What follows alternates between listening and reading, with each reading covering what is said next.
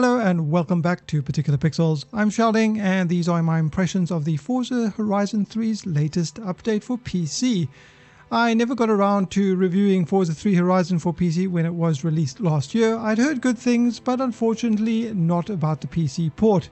It was plagued by all kinds of performance issues. Apparently it never used all the cores on multi-core CPUs, and as a direct result, never really ended up running very well even on top-end PCs, being unable to maintain a stable 60 FPS in the game. About 3 weeks ago, I downloaded the demo to check it out myself, and the reports were pretty accurate. Even in the small town in the demo, the frame rate dropped into the low 50s on my GTX 1080 and i7 6700K. So yeah, I uninstalled it and moved on. I figured that if after 8 months and numerous patches the issues were still present, it was very unlikely that they would be fixed now, if other bad PC ports or anything to go by. However, to my surprise, they announced that they'd release a patch along with the release of the new Hot Wheels expansion for the game that was going to address the CPU/performance issues with the game. So I posted a link on Reddit to the patch notes, figured some folks would probably find it helpful, put a comment in about having played the demo and my experience with it, and if it was fixed I'd probably end up picking up the game. And the next morning, to my surprise, a user by the name of ilostmypwagain had messaged me with a code for the game. So before I continue, I want to give a huge shout out to ilostmypwagain for providing me with a code for the game. You really made my day, dude. Yeah, wow, it was just such a surprise to get a game that I was looking super forward to. So the game has been patched, and I was able to test the performance in the most notable place where the performance was an issue for the majority of people prior to the update, and that is Surfers Paradise. There are accounts of many players getting into the low 40s, even in the mid 30s on top-end PC. So the question is, how is it now? How is it after they've updated the game? So the first thing I want to say is that I'm playing the game at 1440p on maximum detail. I have a G-Sync screen, so I do not have V-Sync on.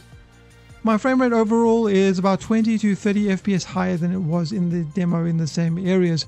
Obviously, there are a number of factors that affect this: the amount of cars in the area, the time of the day, the weather, and of course what camera angle I'm using to play the game.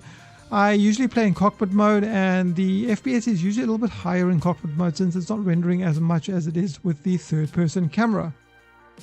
Driving through Surfers Paradise in free roam, I have not seen the frames drop below 70.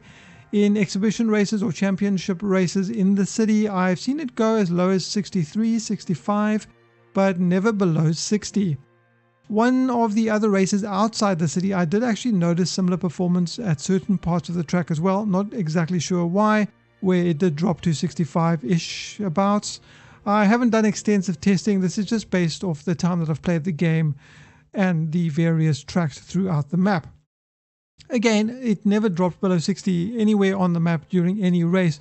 So this is indeed a marked improvement compared to how it was before. The PC version finally runs at 60 plus FPS. I average around 70 to 100 depending on where I am and of course what I'm doing at the time. Now that's not to say that the game is absolutely perfect.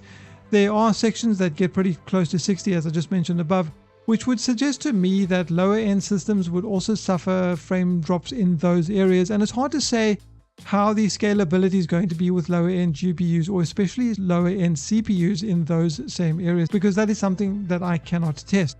But from the numerous posts and forum threads that I've read prior to getting the game and even after getting the game, it seems that a fair amount of players have benefited from this patch across numerous hardware configurations.